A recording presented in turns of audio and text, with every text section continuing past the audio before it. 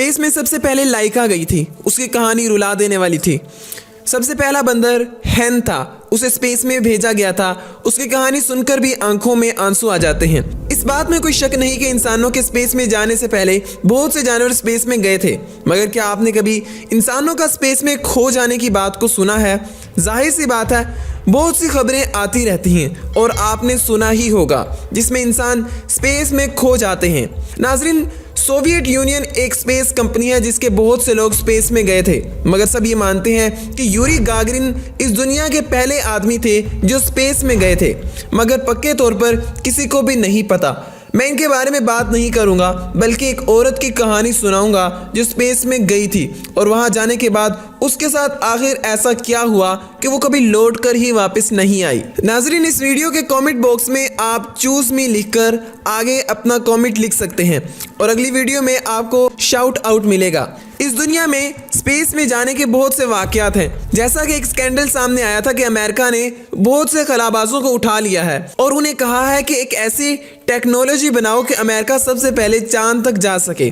उसके अलावा भी स्पेस को लेकर बहुत से स्कैंडल इस दुनिया में पहले से ही मौजूद हैं। ऐसा ही एक इंकिशाफ जिसे इटली में रहने वाले दो भाइयों ने दुनिया के सामने रखा था। इनका नाम एक्ला और बटिस्टा था। ये दोनों भाई रेडियो पर काम करते थे जिसके सिग्नल जमीन से बाहर काफी दूर तक भेजे जा सकते थे। उन्होंने ये काम कई सालों तक किया था, मगर उन्हें कभी कुछ खास नहीं मिला था।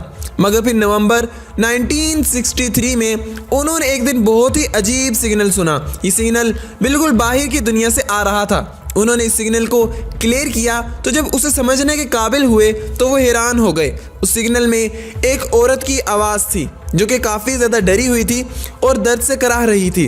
वो ज़मीन पर वापस आने की तैयारी में थी और मदद के लिए चिल्ला रही थी। ज़रा आप भी इस ऑडियो को सुन लें।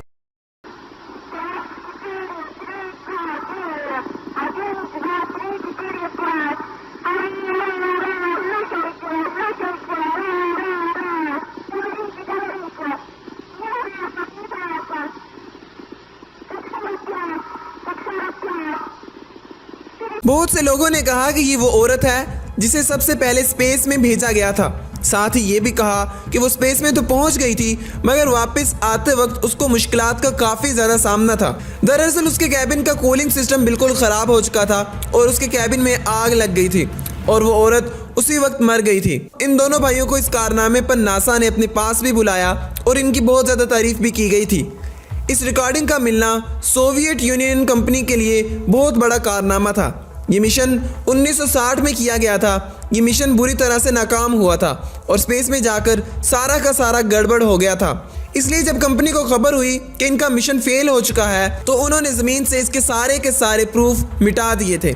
इसलिए हमें कभी भी पता नहीं चल पाएगा कि वो औरत कौन थी। नाज़रीन, ये भी कहा जा रहा है कि वो औरत अकेली नहीं हो सकती, उसके साथ कम से कम 2 लोग और थे।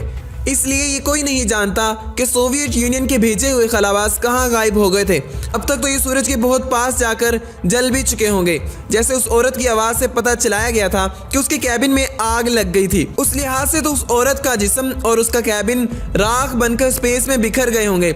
ये सुनने में कितना अजीब लगता है कि मरे हुए लोग आज भी स्पेस में घूम रहे हैं। तो नाज़रीन, आज के लिए बस इतना ही।